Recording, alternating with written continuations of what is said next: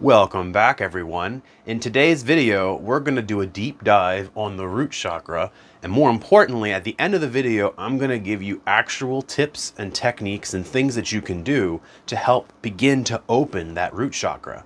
I've done a lot of research to make this video, and I've watched a lot of other YouTube channels that talk about spirituality and manifestation, and none of them really give you the juice. I've watched videos titled How to Unblock All Your Chakras, and when you go to click on the video, the person's like, oh, that would take too much time, so I'll just tell you the characteristics. And the reason why is it takes a lot of work. It takes a lot of research to put the information together and actually find the real juice as to how you can begin to open these chakras. So if you like this video, check out our link in the description below where we go over the 7 chakras in their organizational system in a summary. And then we're going to do deep dives on every single chakra and more importantly, tell you at the end of the video things you can practically do to help to open each one of these chakras so you can be a much more balanced human being. And when the chakras are opened or beginning to open, that is one of the ways that you can become aligned with your best possible timeline. You can become aligned with being the best version of yourself and begin to live and manifest that dream life that we're all looking to create for ourselves. Now let's get started. Root chakra. Now, the root chakra is also known as the Muladhara, which translates into root for the mula and support or base for the dhara. So the root support or the root base, the Muladhara. Now, where our root chakra configuration comes from is 2 main places. Like, how does it get set? Because as a baby, we're wide open, you know. Other than our karmic packaging when we're born and what our life kind of looks like and is constructed like by our higher selves before we incarnate into this plane, ultimately on this material, nature versus nurture, on the nurture side of things, how we're treated in childhood, and specifically you're looking at that first 2 years and the first 7 years of life is really where a lot of these imprints are done, specifically up to the first 7 years. But even if you have the first 2 years as good in your life, generally that's a strong enough foundation that regardless of what happens after that, you normally have a chance to be able to pull yourself back without having to do extreme amounts of work.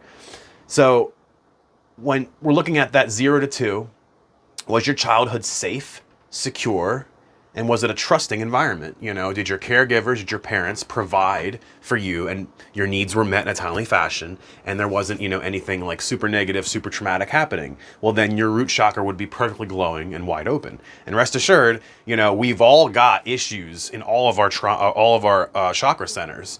And I don't think any of us comes through the whole process wide open. You know, our parents are there on purpose. We have soul contracts with them. You know, they're meant to give us some trauma, give us some baggage, because it's in uncovering and unpackaging all of that we get the gifts and the talents and the skills and abilities that we mature and become stronger. You know, a smooth sea never made a skillful sailor. And in the same way, a smooth life, you know, never made a skillful, strong human being. You know, it's overcoming these things that gets us the strength. So it's no knock on our parents. We all have issues we have to work through, you know, myself included. And that's how I learned a lot of this stuff, was applying it in my own life over the last 15 years since my spiritual awakening and moving into these processes. So now, the root chakra is the foundation. It's the foundation of the chakra system. It's at the bottom of the body. I didn't have our little man is missing over here, the little drawing, but I'll probably put something in editing. We'll have a little person over there that'll show you, you know, where these chakras line up. It's at the bottom of the chakra system. Its color is red. It's the first chakra. You know, it's located at the base of the tailbone, and it's associated with the earth. Mother Earth is associated with your root because we all are born, we live, we stand, we die on Mother Earth. She is our foundation, and that's where the root chakra ties in. Now, when your root chakra is imbalanced, you're looking at, and again, these chakras can be imbalanced on either side of the spectrum. So some of these are on one side and some of these on the other. You can have anxiety, fear. You can have bladder and digestion issues. You can have eating disorders of it too much or not enough. You can have low back, leg issues, pelvic pain, prostate issues, depression. A weak self-esteem is a sign of a malfunctioning root chakra because, again, if you don't feel safe in your foundation, you don't feel safe in yourself. And you can also be subject to greed and hoarding. And this is where you have like a more overactive root chakra to where you're just gobbling everything up, because ultimately beneath that is that fear, is that lack of security. So your response is to overly go out and just gobble, gobble, gobble as much, blah, blah, blah, blah, blah, like a hungry hippo, as much greed and as much money as you can hoard and things and possessions and people. Now, in the beginning, I said there was two areas that we get our root chakra programming. One is from childhood, like the karma which we're incarnated with and how our caregivers treat us. The other one, which you have no control over in the beginning, is ancestral trauma. And ancestral trauma is a topic we are going to go deep on in another video series because there's a lot to it, but I'll give you the short of it here. Throughout your lineage, you know, parents and grandparents and great-grandparents, all the way back, if you ever go to Ancestry and you trace your lineage back, trauma propagates through the ancestral line.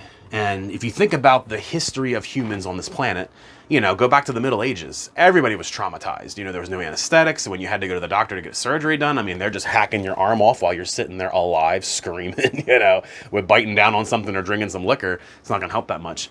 You've got things like war and famine. You know, you have all of these kind of heavy energies, these heavy concepts that your family lineage had to deal with at certain times. And depending on how well or not your lineage dealt with it, that trauma begins to take on a life of its own, and it comes down the ancestral line. Even if you were adopted or an orphan, you're still carrying the energy from whomever your biological line is. That energy propagates down. It's, you know, in our DNA, it's in our blood, it's in our bones, quite literally. A lot of this ancestral stuff comes down through your DNA, comes down in your energy. There's physical manifestations of it. Now, there are things you can do now to, whether, regardless of whether you know your parents or not, say you're adopted and you don't know your family, that doesn't matter. You can still work with that ancestral trauma. You can choose to clean it up. Why? Because you are, being a member of that family means that you represent the family, right? So you can, in representing the family, you can use the free will of being a family member to be the family when you go to clear and clean the stuff up. And we're going to do videos on that. This is not necessary for balancing the chakras, but it is something to be aware of. And again, we're going to go into it. It's deep. It's a very deep topic. But that's another way that your root chakra can become unbalanced. And ancestral trauma can affect all of the chakras, depending on what the trauma was. Maybe there was a sexual trauma. Well, that's going to affect the sacral chakra, the next one up. You know, maybe there was an issue with power. Well, that's going to affect solar plexus, etc. And it goes up. An issue where they weren't allowed to speak out. You know, maybe your ancestors were like, you know, the witches in Salem. They weren't allowed to speak their truth. They were held back and restricted. You probably got a blocked throat chakra, you know, and then it goes from there and there. You know, there's different ways these things can be blocked. All right, now, what does it look like when your root chakra is balanced? When you're balanced, you feel stable, you feel secure, you feel grounded, you feel safe. You know, if you go outside and you stand on Mother Earth, you know, you're just standing, you feel safe in the ability to stand, that you're not going to fall over. Well, in the same way, if your foundation is shaky, you're not going to be safe inside. You're not going to feel strong in yourself. But if we stabilize it, and then you'll have safety. You'll trust the world. You'll trust yourself. You'll have greater self-esteem because you'll be balanced. And a shaky root chakra will throw off all of the other ones. They all, like a Jenga tower, they all stack up. So if the base of the tower is wobbly, every other chakra is going to have that in its base, that it's a little wobbly because it's unsure of where it's standing. You've got to get the root fixed before you can really dive into the rest of them. Now, in the intro video, I also said that by working on any of the bottom three, all of the bottom three kind of work together. So if you work on the root, it's going to work on your sacral and your solar plexus. But if you work on your solar plexus, for example, that's also going to feed into the root, because solar plexus is about your personal power. So if you're trying to increase personal power, that's also going to go hand in hand with being stable and safe within yourself. So the bottom three kind of feed in and out of each other in the same way that the top three feed in and out of each other. And the heart can go both ways. The heart is the bridge between the upper three and the lower three chakras.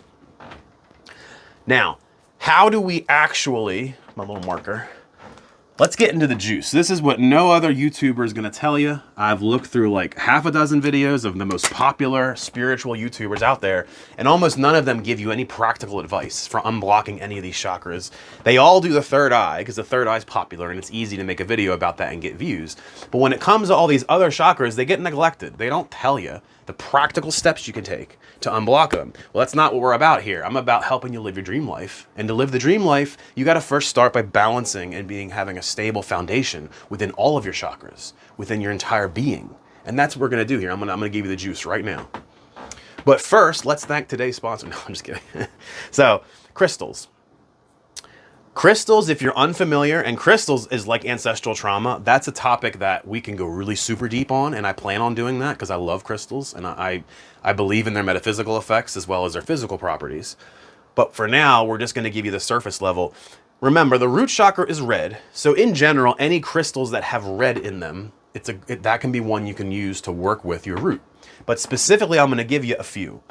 Garnet, bloodstone, red jasper, things like ruby, again, red. Black tourmaline. Now, black tourmaline might be a mystery to you because, again, it's black, it's not red. Well, black tourmaline is a good crystal because A, it has a shielding property.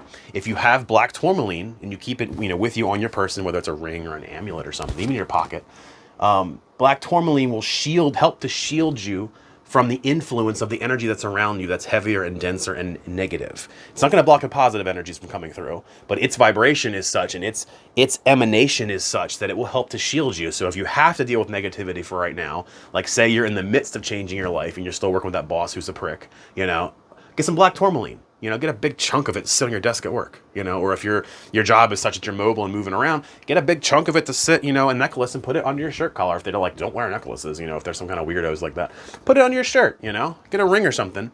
And again, with everything in this universe, perception creates reality. So wear it and program it with the intention, ask it, black tourmaline.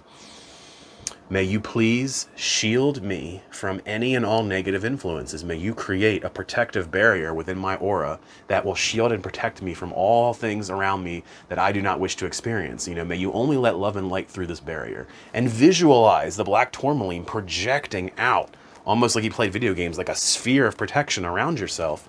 And visualize it, give it reality with your mind. Because now you're engaging your own intention and your own energy with the crystal to then... And you can work with the other crystals that way too. Not for protection, but to help heal the root. Sit in meditation. Put some garnet on your lap, or on a necklace or in your hand. And meditate with it. Put it in your hand and put it over your heart, and say, and speak to it. Ask it, hey, garnet, can you please help me to open and heal my root chakra? Can you please engage with the, sit on the rock if you want, or put it, when you're sitting down, put it in the area where it is. And ask them to help, and they will help. All of these, the short of it, all these crystals, they're made of different, they're made of materials and minerals. And all of these things, as we know from the law of vibration, have vibration in them. And throughout the years, humans have discovered, the metaphysical humans, that these different gemstones have different properties and that they're helpful to us for different purposes. And again, it's with your intention. You have to tie your intention into that, and to evoke the quality of the crystal. And you can go online and research what each of these crystals mean. Go online and research crystals for the root chakra. You're going to get tons of them. And when you get them, I recommend going to a local shop, like an actual local spiritual store where they sell these gemstones and crystals. Sometimes online you can get counterfeit ones that aren't real. So if you are going to order online, if you have to, research to understand, is it a reputable dealer? And also research what the counterfeit of what you're ordering looks like. So if you get it, you can tell. Amazon is rife with counterfeits. I'd avoid it if you can. And look for more like metaphysically focused stores on the internet if you have to order online. Now let's talk about some of the physical things we can do, exercises to help with the root chakra. Physical exercise is a great one. Exercise in general is just good for all aspects of the body. Healthy exercise, never through pain. If you start feeling pain, you're doing something wrong, or you're doing the wrong form, or your body's just not meant for that exercise. So find something else. Going for walks, going for a run, weightlifting, things like that. Yoga even, physical yoga is good. Barefoot nature bathing. So going outside in nature with your bare feet on the ground. When your bare feet hit that ground, there's a transference of energy between the ground and yourself. The ions will go going back and forth. So you're grounding a lot of that energy, because as you're touching the ground, it's just like, lightning hits the metal and it goes to the ground. Well, the energy, the excess energy in you can ground itself out. And then the vice versa, the energy from the earth will come into your body. And nature bathing in general, not even just barefoot, but just being out in nature, in a forest, for example, and bathing in that energy, that can help to rejuvenate your body and help to balance you out. Barefoot and nature bathing is going to be useful, and it's going to be the tip we have for every chakra because it's good for your body as a whole. Same with exercise. Exercise is good for every chakra. Why? Because it gets the energy moving in the body. And just like with a lake, stale water has all sorts of weird stuff that starts happening. Well, same with your body. If your energy's stale and it's not circulating and moving around, it becomes like stale water and it becomes problematic. You got to get the energy moving, Meditation's another one that's going to be useful for all of the chakras. Again, meditating in general is good for the body. And specifically, I'll teach you a grounding meditation that you can do in meditation to help you consciously connect to the earth intentionally. You don't even have to be outside. You can be anywhere. And we're gonna do an exercise where we tie ourselves down into the earth with our roots and then we consciously ground our energy. Gardening is amazing for your root chakra because not only are you outside, do it barefoot if you're going to do it. You're outside, a lot of times you're on your hands and knees. You're in the dirt. You've got your hands in the dirt. There's all kinds of good bacteria in the dirt that are beneficial to your body and actually have an effect of calming the mind, almost as strong as Prozac. And you might be looking at me incredulously, but look it up. I'll put it in the description, but Google it yourself. There are bacteria in the earth that when you work it and when you get into it, it actually has a calming effect on the mind and the body, and you're engaging in energy. You're getting yourself more into the foundations of the earth. You could do tree pose, or any kind of balancing yoga which develops the balance you have. And I'll show you tree pose at the end of this. You can chant. Find the sound for each chakra, and you can chant that sound. So for the root chakra, the sound is Lam. So you could literally do, like in our mantra video, which I'll link below if you haven't done it, make your mantra Lam. Make your mantra the sound of the root chakra. And chanting mantra, real easy. Loosen my body up a little bit. There's another thing you can do too, and people might think you're a weirdo, but whatever. Shake your body a little bit, right? Move your body around. So what you're doing is not only are you loosening the fascia, and this is just actual science, not woo-woo. Your body, your muscles, and everything are surrounded by a layer of fascia. Think about it like Spider-Man suit. Like we have a Spider-Man suit around all of our muscles. Well, that Spider-Man suit can get sticky and get attached to the muscles and as adhesions, and it can cause issues where you'll feel restricted and tight and pain in your body. Well, just by doing a simple shake, and get your knees involved and just what you're doing is you're loosening up that fascia like a dog. A dog shakes it off, or like when ducks get into a heated thing and then when they leave, they flap their wings vigorously. It's because they're shaking the energy out. They're getting the energy circulating. So shake it out. I do it all the time. I look like a weirdo, but I don't care. It's good for your body. So to chant Lam, for example, the sound of the root, you can sit in meditation. You can do it anywhere really. And we'll say it out loud, Lam, Lam, Lam, Lam, Lam, Lam, Lam, Lam. And you want to emphasize each syllable. So the L and the Ah and the So Lam, Lam, Lam. And you can look up on YouTube, just look up Lam chanting. And there's tons of videos where you can get different ways of doing it or just have it in the background while you're doing it to immerse yourself in the sound of Lam. And Lam is the syllables that correspond to the root chakra. You can also look at the foods you eat. I didn't find a lot on the foods, but it makes sense. The root vegetables makes the most sense. Why? Because they quite literally, it's in the name, but they grow in the ground. And then you bring them up and you eat them. I mean, they have the vibration of the nature around them, which is the earth and the ground. Also, just red foods in general and spicy food, because remember, the color is red. So, and when we're eating these foods, intention is like 90% of what we're doing here. Like acupuncture and acupressure, intention is 90% of that. All magic is intention, mostly, and awareness. Well, when you're going to eat the red thing, the intention, gratitude for the food, gratitude for where it came from, for who produced it. Thank you so much, Spirit, for this red apple. And I'm eating this red apple with the intention of healing and feeding my root chakra. Simple as that. Now, let's do the tree pose. Well, let's start with the grounding meditation. And then for tree pose, I got to move the camera. So for the grounding meditation, it's like any other meditation. And I'll leave a link to our intro to meditation video below. And I'll leave another link to a 5-minute meditation where you can just get the hang and the ropes of how it is. But grounding is the same thing. You want to sit in your chair or sit on the floor, anywhere that's comfortable. No full lotus, bad for your knees. So you can even lay down, but be careful with laying down because you're apt to fall asleep. And falling asleep is not meditation. Meditation is actually becoming intensely aware in a relaxed way. I know it's kind of paradoxical, but. So we sit in the chair, we close our eyes. We focus on the breathing first. And the sense of smell is actually associated with the root chakra, oddly enough. So focusing on the nose as your focus for breath is actually productive for the root chakra. So we breathe. And once we get comfortable in meditation, we engage our visualization. And we want to imagine that out of our feet on the floor are roots. Roots are slowly beginning to grow. Yep, and to just grow down into the earth. You can visualize them just winding their way down into Mother Earth and going down and down and down into the core of the earth. You can also visualize yourself standing on the earth as a globe, basically, like in space, and that you're standing on top of the earth, and that those roots just go deep and deep into Mother Earth. And this makes the connection. And then you consciously intend to ground. Spirit, ground my energy into Mother Earth. You can even do what I'm doing right now, where you move your hands. You start the top of your head, palms down, and you say, Spirit, please ground, and feel, become intensively aware of your feet. And when you do this hand motion, you'll feel the energy. You will feel it push through your feet into the earth. Please ground and let go of whatever no longer serves me. Send it to Mother Earth so that she may transmute it back into nature energy, back into earth energy. Yep. And then may Mother Earth, we flip it around. Mother Earth, please give me some of your energy. Please fill me up with your love, with your energy. Yeah, we're going to pull that energy up. And we're balancing our energy. We're balancing it by grounding. It's funny too, the more you do this, you'll feel when you push down, you'll feel it go out. And when you pull up, you'll feel it pulling up. Because again, everything's energy. We're all made of energy and consciousness.